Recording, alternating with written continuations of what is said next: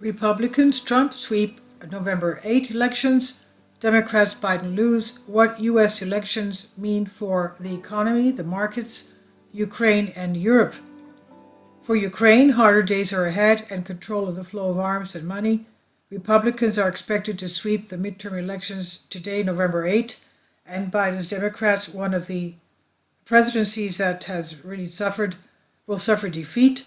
According to the polls, the Republicans will win 54 seats in the Senate and the Democrats 46 seats in the Senate.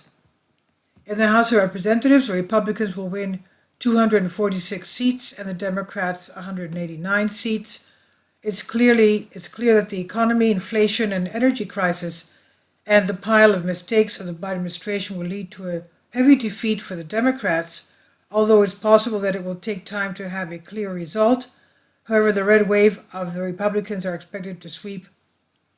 Now, the delaying the election result will almost certainly lead to a repeat of the chaos of 2020 and prompt more Republican claims of voter fraud and stolen elections. Polls show that about 61% of Republicans believe Biden did not win legitimately, and while nearly 33% of Americans overall believe Biden won thanks to fraud. Now, the recent Pew survey also found that 56% majority of Republicans believe the U.S. midterm election will go very or somewhat well, with just 11% saying they will go very well. According to Washington Post's latest forecast, Republicans are set to easily regain control of the House and will also tip the balance in the Senate, where they only need to win one seat to elect the entire Senate. Now, what the Republican victory means for the United States. The victory of the Republicans in the midterm elections today, November 8, will be a springboard for Trump, the former president of the USA, to declare on November 15 that he will run again in the presidential elections for November 2024.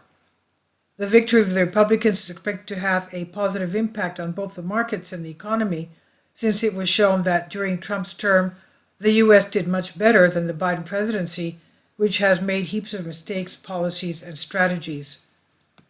Trump is expected to play a more important role in policy developments in the U.S., since the Democrats, with their foreign strategies, have neither reduced inflation nor tackled the energy crisis, and the Ukrainian problem remains an unsolved problem, although there are visible nuggets of a willingness to negotiate between Ukraine and Russians.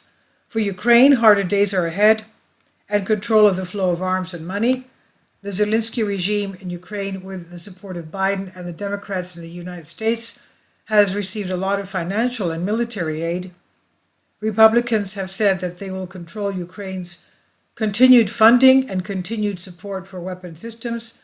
It's obvious that the Democrats, if they do not get the concession of the Republicans, will not be able to announce on an almost weekly basis programs of military and economic support for Ukraine. The strengthened role of the Republicans will close the canvas of providing funds and weapon systems to Ukraine, and this development may lead Zelensky to negotiations with Putin and the Russians. The energy crisis will be dealt with differently. If one follows the Republican statements from time to time, they do not adhere to the Democrats' obsession with green growth and green energy supported by unproven renewable energy sources. The Republicans consistently support the most traditional forms of energy, a development that will force the Democrats to differentiate themselves in relation to their current policy. Trump has stated that if he were president of the United States, Russia would not invade Ukraine. Trump's argument is correct not because the Americans would be more aggressive with Russia, but because Trump would seek cooperation with Putin, the Russian president, so that Russia's interests would be secured and the special military operation would not be needed. U.S. relations with Europe. The Americans have lured Europe into a strategy against Russia that is a dead end. Energy costs and inflation have caused serious problems in economies, and recession is looming in Europe. The Europeans followed the American bandwagon. They accepted to submit serious sanctions against Russia, but in practice, this strategy did not work. Russia endures economically, endures militarily, and Europe falters. The Democrats used the Europeans in an unacceptable way. In Europe, this whole strategy with sanctions and anti-Russian hysteria should be reviewed. It has not proven to work. Republicans more pro-market. They are pro-market. Democrats will still be in power until November 2024, but the big Republican boost in control of both houses in the midterm elections will force the Democrats to diversify their failed policy prescriptions. For the markets, the Republicans are credit positive. This is from Banking News Greece, and I've translated this for you from a Greek article.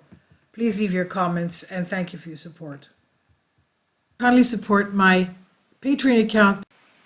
The daily posts are 5 videos daily, and they are totally different from what I have on my YouTube channel.